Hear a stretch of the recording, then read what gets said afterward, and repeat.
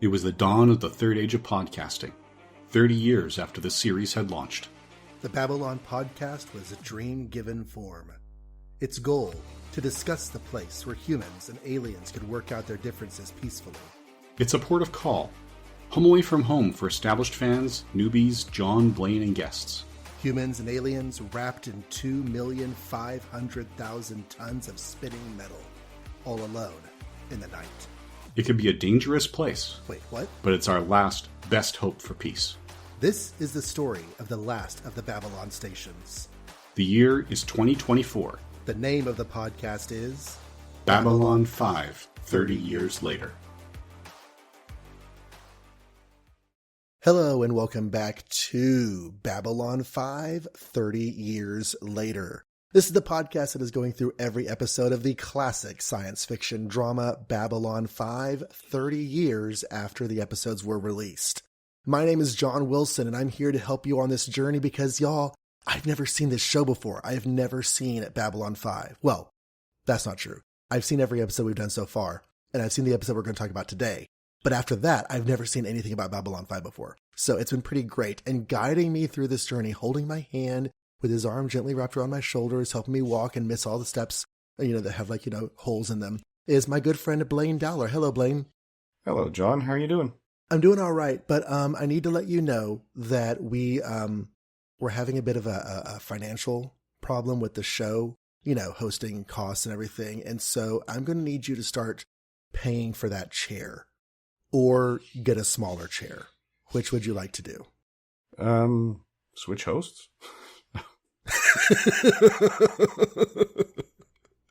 We are here to talk about the episode A Race Through Dark Places, which was the first episode of 1995 to air, 25th of January. And I have been watching Star Trek along the way, so I just think it's worth noting that Star Trek Voyager has just premiered at this point. Deep Space Nine did that two-parter in January past tense where they go back in time and they accidentally kill a major historical figure, and so Ben Sisko takes the place of the historical figure and does the things he's supposed to do, and then they vamoose. Gabriel Bell. Yeah, Gabriel Bell. And so after that came out, then Voyager had its premiere, and now Voyager and Deep Space Nine are back in weekly releases alongside Babylon 5. So that's just kind of where we are. So I thought it was notable. Of course, I'm watching those. Voyager is one of the few Star Treks I have not seen all of. So way down the road, I'll be getting to Voyagers I haven't seen before. But we might actually end Babylon 5 before we get there. I don't know. Anyways, so Blaine, A Race Through Dark Places. Yes. I know you mentioned that Jim Johnston, he's our director here. He's done a number of directing episodes before, but he is nearing the end of his run. Did you say this is 7th out of 10? This is 9th out of 12. 9th out of 12, so 3 more. Yeah, so 2 in this season and 1 more in season 3. Okay. This is, of course, written by J. Michael Straczynski, as the vast majority of episodes are. This episode is in the production order preceding last episode. And as we talk about it here, that kind of feels notable. Because I feel like the Talia Winters, while she made sense in her place last episode, this episode does not really make a whole lot of sense following it. And I think we're going to agree that if they had swapped these episodes in the release, her journey would feel a lot more directed. Yeah, it would have felt, I think, a little more natural had they been the other way around. But we'll get to that. We will get to that. In fact, why don't we just dig into the episode now? There are 3 plot lines in this. Babylon 5 does multiple plot lines pretty well. There's usually an A plot and a B plot, and a lot of times they intersect. In last episode, and this episode, and occasionally there's even a C plot, which I have been enjoying because I like Delenn. But our A plot involves the return of Bester. I was going to use his first name, but his first name's not canon. Bester, played by Walter Koenig, who is, of course, of Pavel Chekhov fame, and more recently of Anton Chekhov fame, but that's a whole other story. He is investigating this idea of an underground railroad, telepaths who are eluding the Psi Corps. They're bailing on the Psi Corps, or they're just not being found by them, and they're being shuttled off to other places to hide. And so he's trying to track this down. He is interrogating somebody in his opening scene, interrogating very, very brutally and invasively to find out where the next major hub on the Underground Railroad is. And as the man dies, Bester finds that it is, of course, our favorite space station, Babylon 5. He comes to the station and has a meeting with Sheridan and the senior officers where he wants to investigate to figure out where this Underground Railroad is. And Garibaldi is forced to admit that technically, by the book, Bester's in the right on this. Because if there is, subversive activity going on in the station, it's a threat to station security. It's not okay. It's illegal. No one likes this answer because, of course, we all hate Bester and we want people to have their freedoms. But, the law is the law. We see Bester and Talia Winters walking along and just kind of socializing in ways that we had not seen before because they were not exactly friends last time he was on the station. And Bester hears Mind's mental voices somewhere nearby whispering the word murderer, and he knows that the Underground Railroad is there and they are on to him. We then cut to members of the Underground Railroad, down below people, workers in the lower levels of the station, including one particular lurker whom we have seen before on the show. And they're talking about what to do because, Bester's here, and they decide that they're going to have to kill Bester before he can get them. So Garibaldi is investigating, and he approaches Ivanova at a party, but because he thinks that she's probably the inside person on the station who's helping all this happen, but she's not. So we also see Bester ask Talia Winters. They talk about the whole, it was really uncomfortable and unpleasant when we had the Jason Ironheart situation before, so why don't we try to start things on a better foot here? Let's have breakfast tomorrow. And Talia is not enthused, but she smiles, as women often find themselves forced to do, and goes along with it because that's what she feels like she's going to have to do. Having mentioned Jason Ironheart, we do get a flashback to that episode. Remember, he was the man whom Talia Winters was in love with, who had been experimented upon by the Corps. His mental powers had been enhanced, and he actually expanded his level of existence, transcended, became some sort of celestial being, and left the station. But not without leaving Talia with a gift. She has a nascent and growing telekinetic ability. We haven't really seen this mentioned since that episode, but it is there and referred to again here. She also wonders why Bester hasn't realized this. He's been in her head since he's been on the station, but he didn't see this. And so she wonders if she's starting to develop some level of masking ability as well. So we go to breakfast with Bester and Talia, and there is an attack by the Underground Railroad people, and Talia Winters is abducted. Sheridan is trying to investigate, trying to figure out what's going on, and he runs into Dr. Franklin because of other plotline stuff that we'll talk about in a minute. And Franklin's like, yeah, well, I actually have been in communication with them, and their leader says he will meet you, but one-on-one, super secret, come alone.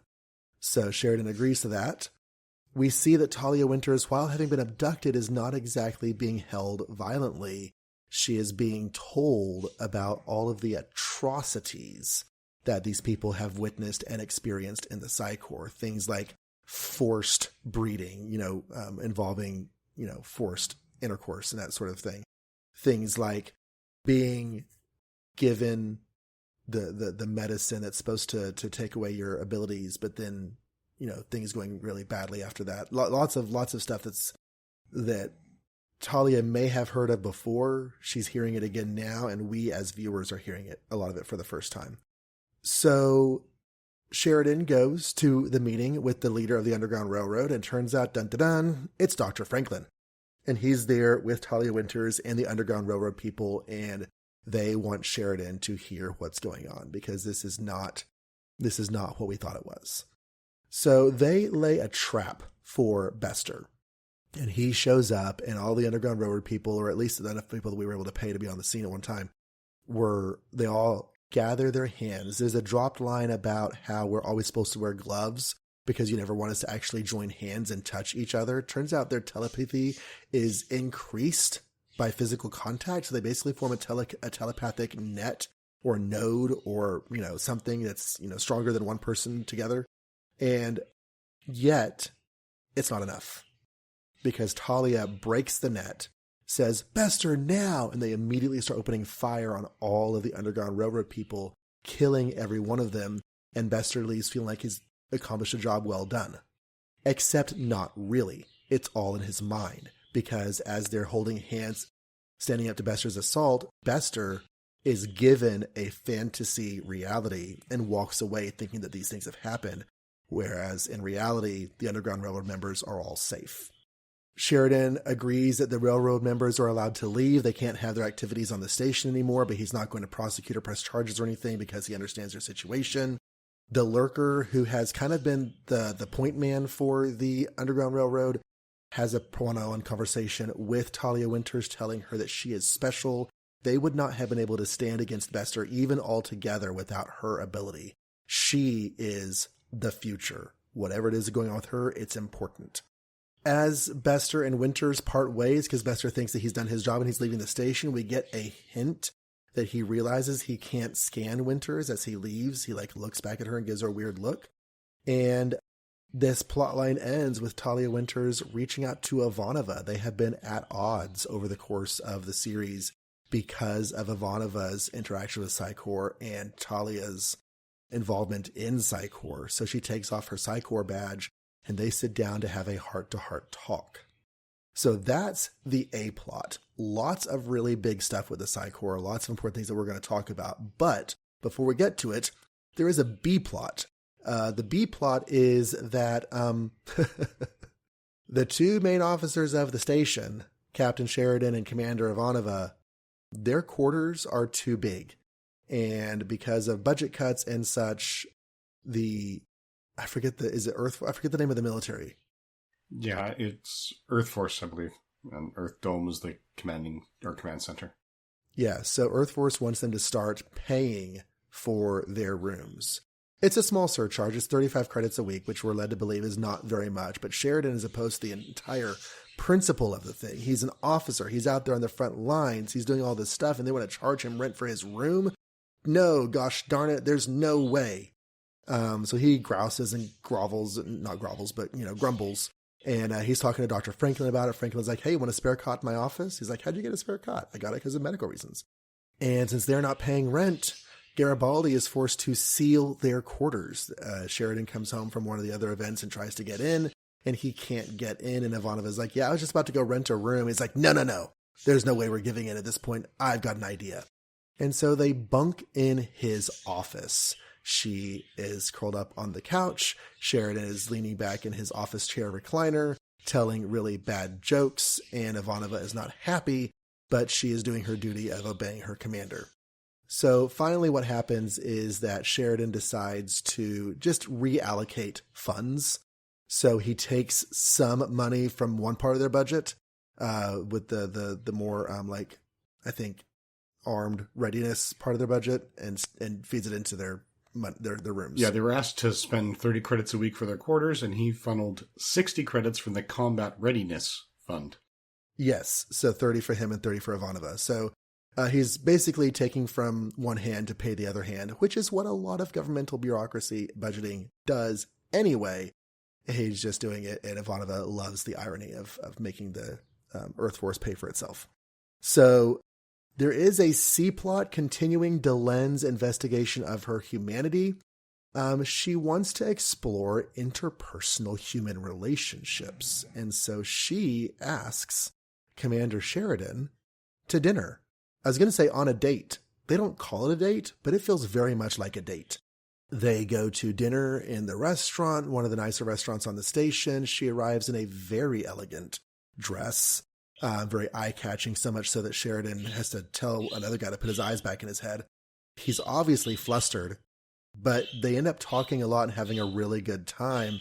And to my eye, there even develop hints of romantic tension between the two. So they don't put a period at the end of that story. It just kind of happens. They have a good time on their date. But yeah, so developments with Delaine. And that is A Race Through Dark Places. Kind of an odd title for the episode, but it is what it is. So let's talk about some guest cast here We have, first of all, Apesanakwat, who plays one of the Underground Railroad members. He is visually notable because he's darker skin. He has his silver braids. He appears to be of Native American descent, although I could not tell you which branch of Native American descent because I am, not educated in that area, sadly. But he's one of the people who tells a story to Ivanova.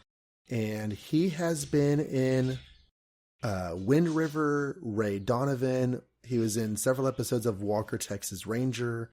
He's in one episode of Babylon 5. I'm looking through his list, and it's a lot of stuff that I have not seen. I've heard of Northern Exposure, and I've heard of Walker, Texas Ranger, but I couldn't tell you anything about him, or about the parts he played. I'm in a similar situation. So, again, he's been in a lot of high-profile things, but not stuff I watched. And his last credit was 2017. We then have our next guest star is Brian Cousins as Rick. Trying to think who Rick was. He wasn't down below. Who was Rick? Yeah, I'm also having difficulty placing his face from here. The IMDb, looking at his individual page, he's in 3 episodes of Next Generation, so I can now place him as a Borg. So yeah, he was in The Next Phase, Descent, that would probably be the Borg episode, and Descent Part 2 as Crossus. Yes, in The Next Phase, he probably would have been a Romulan. And just, that's the one where LaForge... He was the Romulan chasing LaForge and Rolaren after they were phased. And I found out that original script was... In the original script, it wasn't LaForge and Ro, it was LaForge and Barclay. And ever since then, I wanted to live in the universe where the rewrite kept Barclay and replaced LaForge with Ensign Ro, because Barclay and Ro would be a dynamic I want to see. Yes, that would be fantastic. Yeah, he was in 7 episodes of Jane's List. He was in 11 episodes of Days of Our Lives. He has done, various soap opera actings. But I can't place him in this show, which is weird. Yeah, especially for how prominent he is on the cast. Oh, he's the one who says at the end of Act 1, informs the underworld or undergrounders that that he saw Bester. Okay. So he's the one who speaks up. So he has a line, so he's credited. But he's also given a name, whereas John and Loeffler's character, who's much more prominent in the episode, is only called Lurker and not given a name.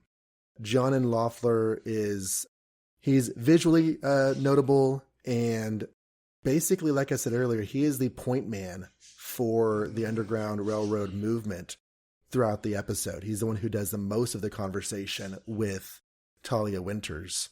And he is in the Stargate film as Nabe. He is in Little Noises, and he's in apparently a German production called Rauberinnen. Looking through his list, he has a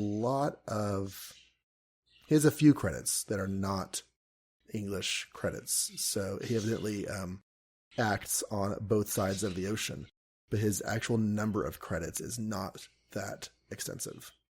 He was in an episode of The Shield, an episode of Grey's Anatomy, and nothing else that I recognize.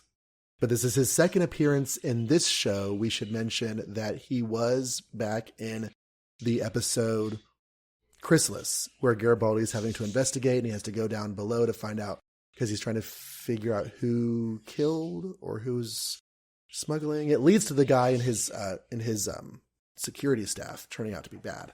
But when he goes down below to follow a lead, he ends up talking to Loeffler's character. So we can assume or presume that this is the same character in 2 different places. And that brings us to Diane. I'm going to go with Delatio. And she has a conversation with Winters as well. She's the one that tells the story about...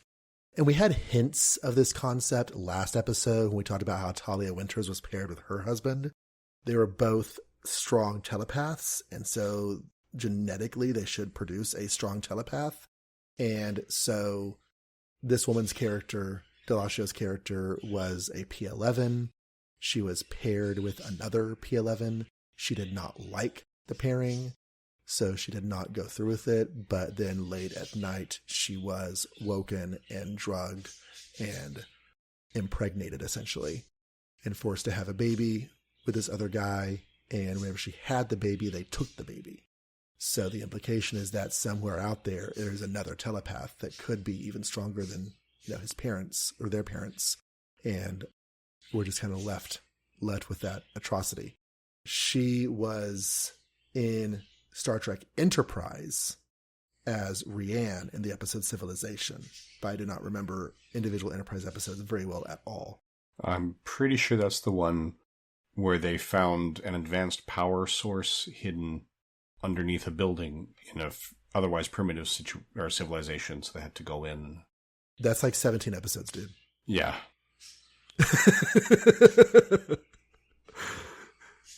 Yeah, no, I believe you, but I could not describe the episode. Of course, most of Enterprise I've only seen once when it aired. There's like the first season I've seen twice, but most of it I've only seen once. So yeah, the guest stars didn't really do a whole lot of notable things, except of course for the special guest star who is Walter Koenig as Bester. The other guests were just kind of people who had lines, except for Loeffler's character, who was a bit more notable and a bit more memorable. Well, one of the guest stars that's worth mentioning, during the initial interrogation scene, the other Psycop is played by Judy Leavitt. Worth noting because, in real life, she is Walter Koenig's wife. Oh. Well, the couple that interrogates together stays together. Yeah, that's probably why three of her four known credits on the IMDb are playing Doctor Number 2 in Star Trek 4, Military Aid in Star Trek 6, and Elorian Survivor in Star Trek Generations. Which I just rewatched recently because it was in theaters just a couple months ago as this episode came out. Yeah, this is her first of 2 appearances as Psycop in Babylon 5. Okay, so she's Bester's Psycop friend in a couple of places. Yeah. Kat Cressida also makes her second appearance as the bartender here. So there's a scene where Garibaldi wants to talk to Ivanova about her involvement in the Underground Railroad. Ivanova is at a bar. I said a party earlier. It's just people hanging out at a bar. But evidently there's a rule that if you come into this bar, you are off duty, and they will heckle you if you want to do anything official. So whenever Garibaldi's like, I'm here on official business, she's like, hey, everybody, look who's here on official business. And Kat, the bartender, is one of the people who's like, ha, ha, ha, ha, ha. Next round's on Garibaldi. And Garibaldi's like, yeah, I wanted this to be discreet. Well, then he probably should have tracked her down elsewhere. Probably. Yes, so Kat Cressida, this is her second of 4 appearances as Kat the bartender. So I want to talk about Delenn. It's the smallest plot line, so let's hit it first. Okay. Yeah. I have no idea who marries whom and who sleeps with whom on this show, but I was definitely reading hints of romantic interest. Now, she always had a sort of special relationship with Sinclair, and I know that a lot of the plot lines with Sinclair had to be carried on by other people. And even though Sinclair and Sheridan are not the same person, it appears that Delenn is, through another path and by another means of the story, developing a special relationship with Sheridan.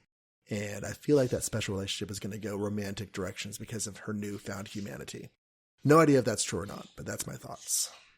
I will neither confirm nor deny because we don't like spoilers. Right. Also, her bone ridge is most definitely just a hairband now. Her hair goes under that bone ridge. Yes, it does. Yeah. I don't know how you would do it differently because if you're going to have long hair, it has to either go under the bone or cover the bone that you can't see the bone. But the fact that her hair is flowing under the bone ridge, I feel like is counter to the concept of the head that we've seen so far. That was questioned a lot on the Usenet groups. So that's one of the things that JMS addressed, in that the bone ridge would also make childbirth as we know it very uncomfortable.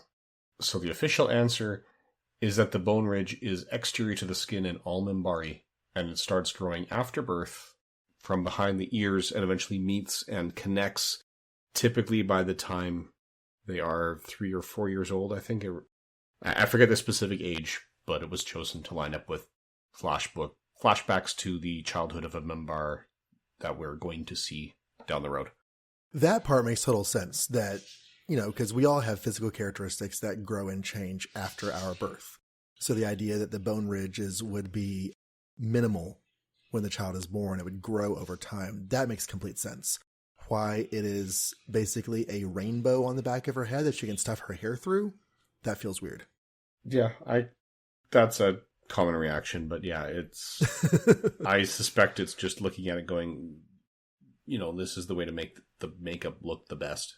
We like that look, so we'll just find ways to explain it.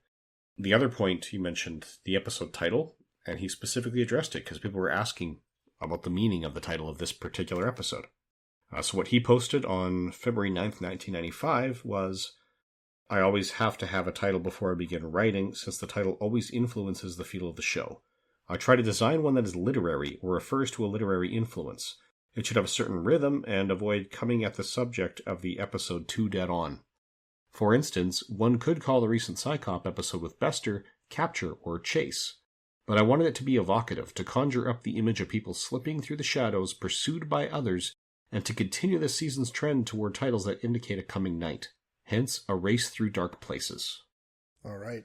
Well, certainly a race through dark places. If we go back to the actual Underground Railroad and the idea of people running through the night and trying to stay hidden and trying to stay covert and trying to get from safety point to safety point, that certainly works. We don't get that element of the Underground Railroad idea here because we're just on the station. This is like a node point. People have made it this far and they're continuing on.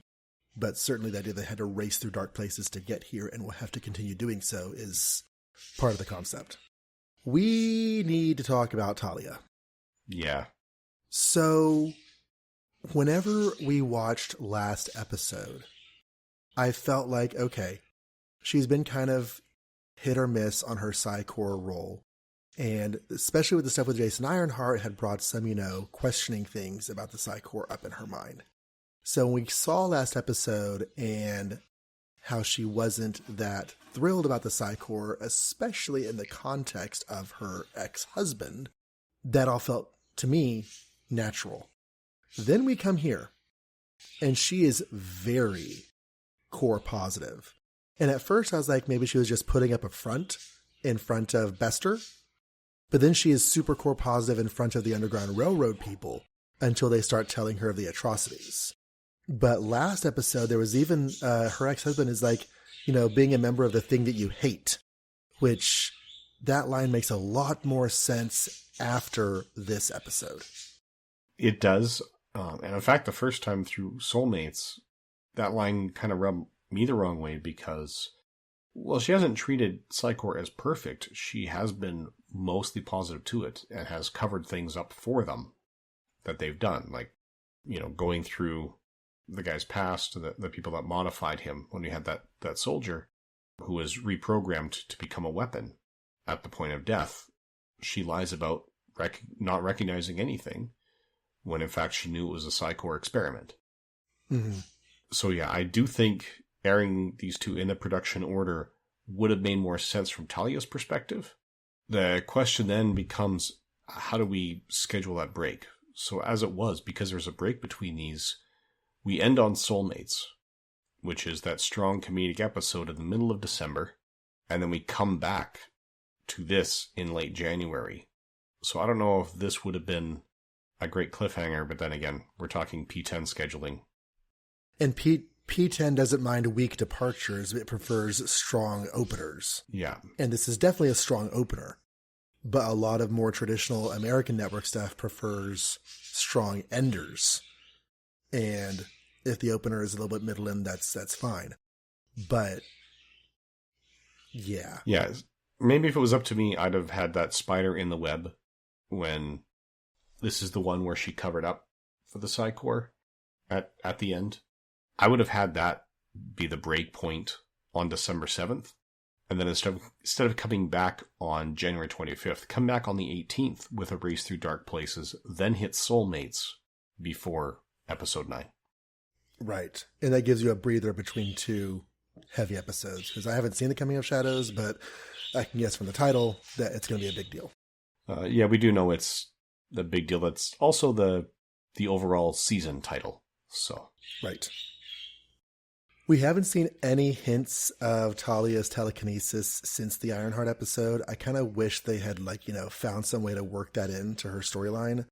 Just in sort of because I feel like Talia as a character doesn't get a chance to just be in the show.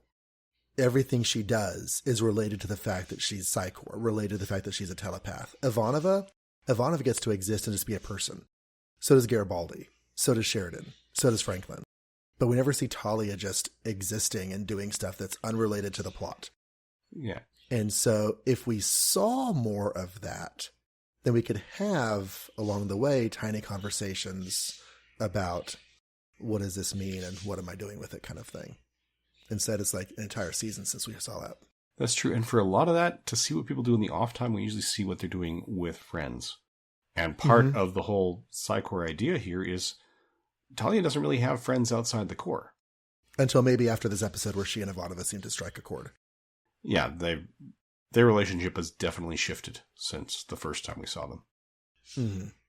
We did get some nice Psychor history in this, because going back to the whole thing that people don't, associate with the telepaths and don't trust them, when telepaths started to become a thing among humans, humanity put them in a box, a social, legislated, regulated box of existence.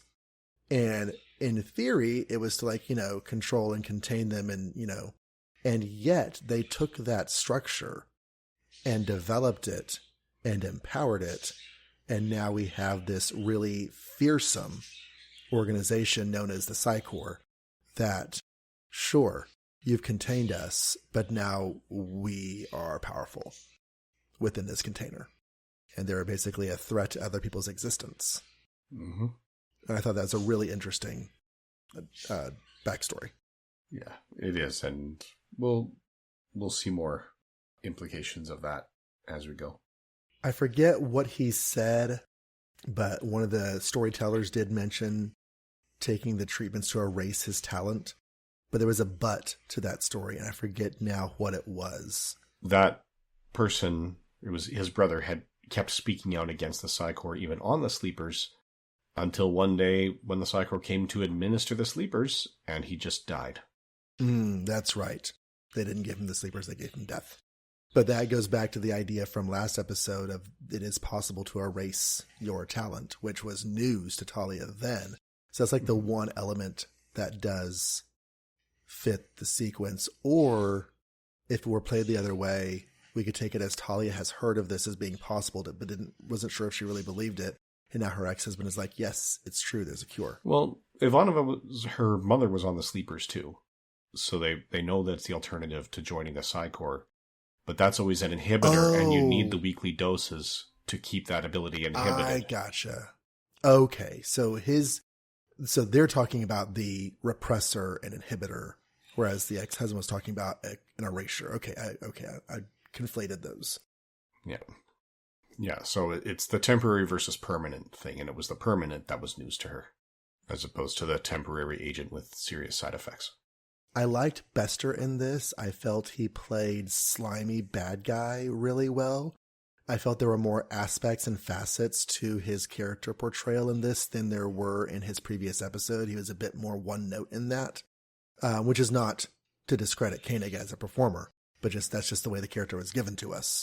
We saw one side of him in the previous episode, and now we're seeing different sides, still not anything redeemable or, likable, but just different aspects to him as a antagonist character.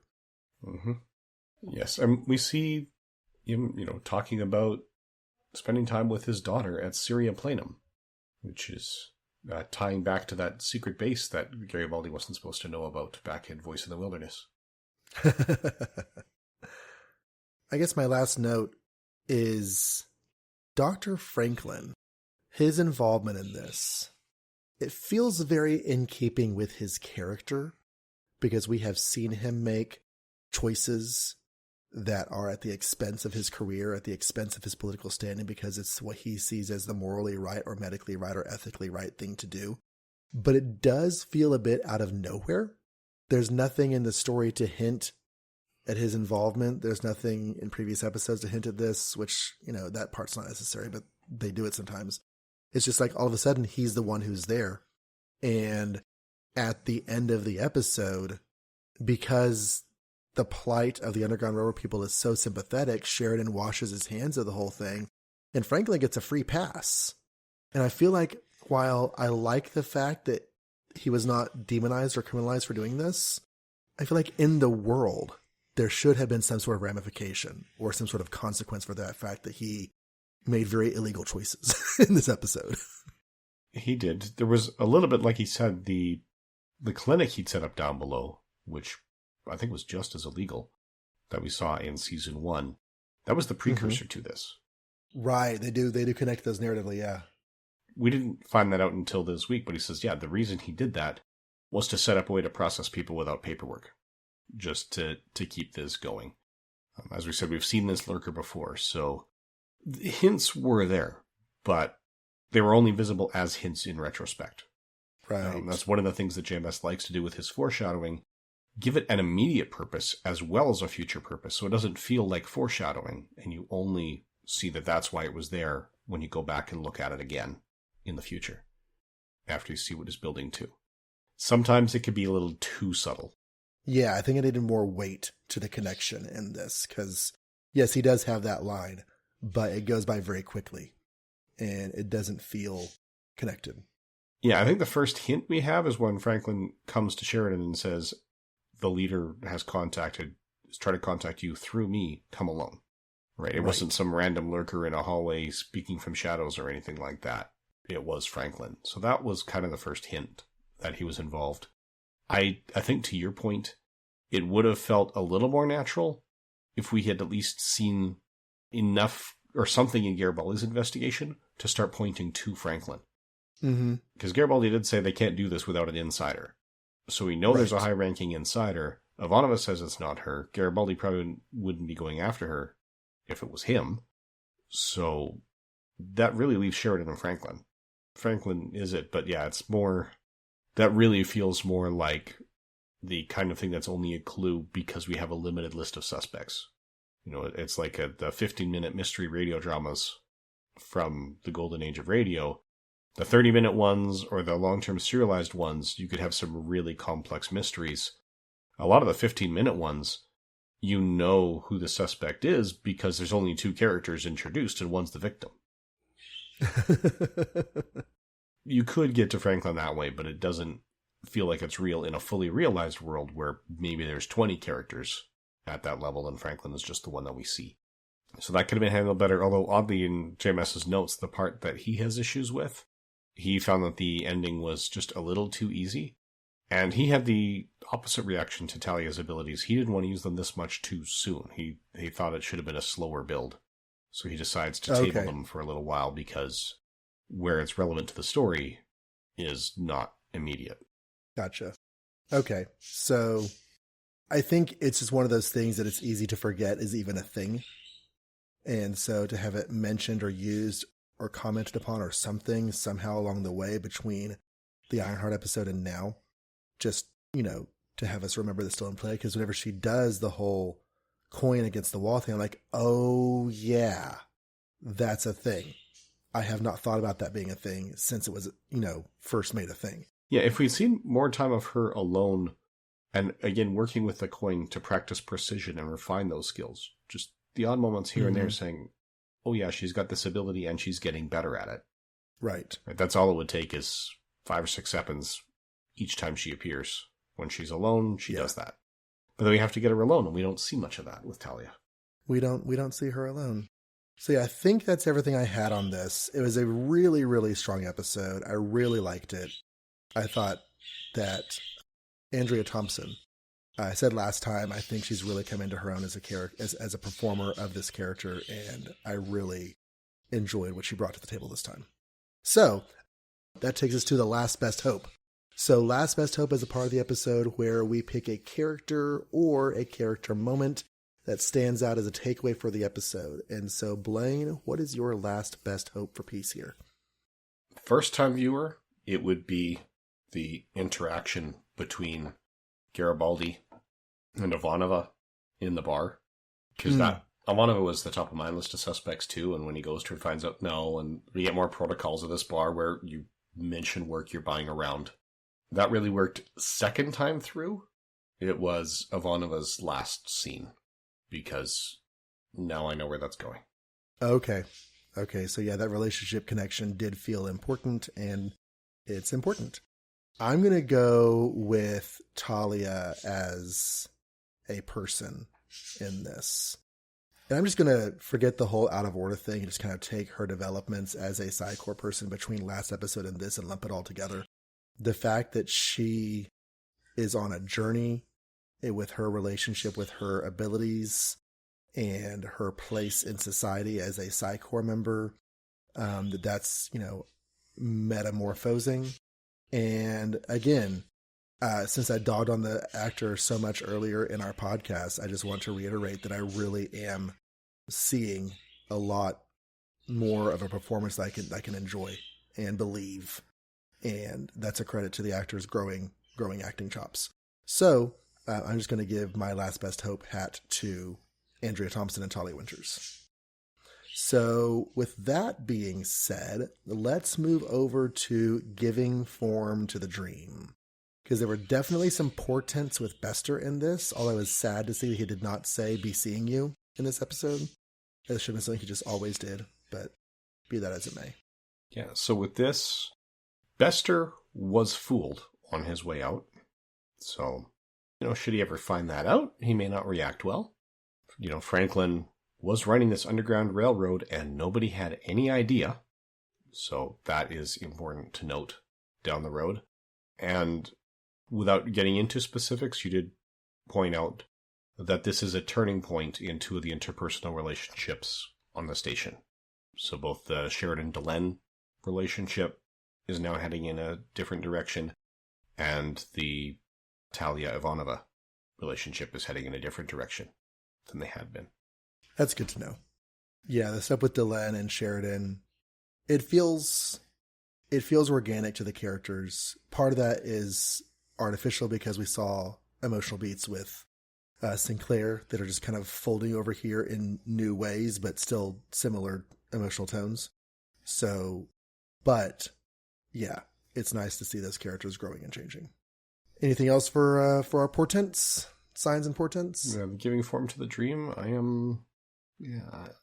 nothing is springing to mind. All right. Well, we have just come off of a break, and if all went well, we had a feedback episode over the course of the break, but we are back in weekly releases for the next 5 weeks. We are coming up on, this is sort of a middle of season 2 thing, and our next break is going to involve tie-in fiction. So it's going to be a little while before we come back to your feedback, but we do want it. We do want to hear what you think about the show and about our podcast about the show. So do please send your feedback. There are lots of ways to do so. So Blaine, how can they get in touch with us? One way is by sending email to babylon530yearslater@gmail.com using numerals or words for the numbers. We've captured all 4 variations of that email address. And there is no H in email. You can also send post comments on the website that hosts the show. There are 2. The first one is my website, johnreadscomics.com. The second is bureau42.com. And you can also leave reviews on your podcatcher of choice.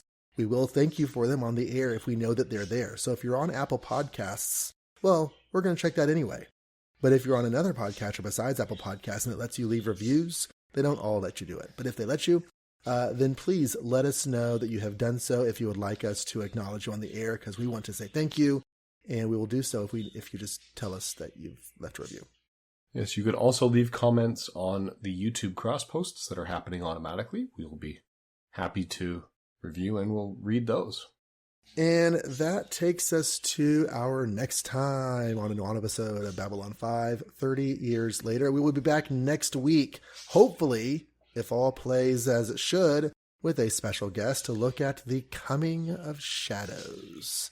So, see if we can shine some light on that episode next time. Thank you very much for listening. Good eating to you.